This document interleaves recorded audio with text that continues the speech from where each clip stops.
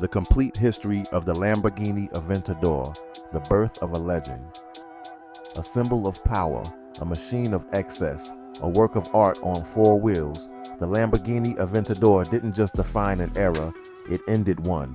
This is the complete story of Lamborghini's last great naturally aspirated V12 supercar. The year is 2011. The world of supercars is changing. Ferrari is working on hybrids. McLaren is perfecting turbocharging. But Lamborghini, they have other plans. To understand the Aventador, we have to go back to its predecessor, the Lamborghini Murcielago. Debuting in 2001, the Murcielago carried the torch from the legendary Diablo, but by the late 2000s, it was starting to feel ancient. Lamborghini wanted something more aggressive, more advanced, more extreme, and so the world was introduced to the Aventador LP 704 at the 2011 Geneva Motor Show. The name? Aventador, named after a legendary Spanish fighting bull, as is Lamborghini tradition, but the car itself, it was unlike anything before it. Engineering masterpiece. Under the hood, well, technically behind the seats, was a masterpiece, a brand new 6.5-liter naturally aspirated V12, 700 horsepower, a splitting red line of 8,500 RPM, 0 to 60, 2.3 seconds, top speed, 217 miles per hour. But raw power wasn't enough. Lamborghini needed cutting-edge technology. Borrowing inspiration from Formula One, Lamborghini introduced a push-rod suspension system, a first for road cars. The result? Razor-sharp handling, despite the Aventador's sheer size. However, not everything was perfect. The 7-speed independent shifting rod, ISR gearbox, was brutal, so brutal that it felt like a hammer striking your spine with every shift. Special editions and evolution.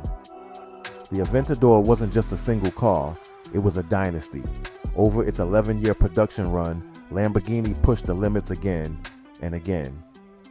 First came the Aventador J, a one-off open cockpit insanity machine with no roof, no windows, and no compromise. It was sold instantly for $2.8 million. Then, the Aventador Roadster, same power, same aggression, but now with wind in your hair, if you could hear it over the V12. Lamborghini wasn't done yet. In 2015, they introduced the Aventador Superveloce, SV for short.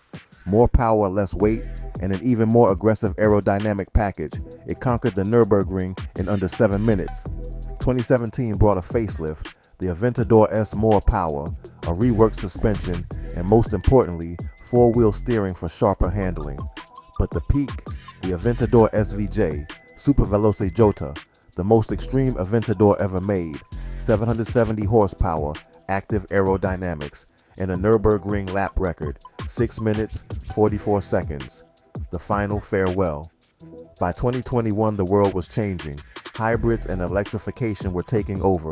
The Aventador was the last of its kind. To send it off, Lamborghini unveiled the Ultimae, a greatest hits version of every Aventador before it, 780 horsepower, the swan song for the naturally aspirated V12.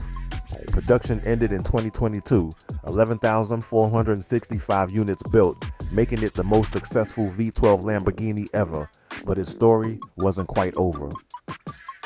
The Aventador's legacy.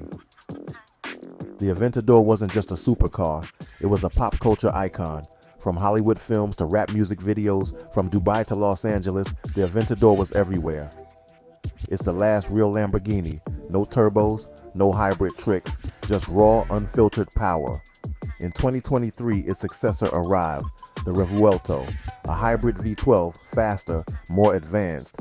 But for purists, the Aventador remains king. A decade of dominance, a symbol of excess, the last great naturally aspirated Lamborghini. The Aventador didn't just mark the end of an era, it made history. Long live the Aventador.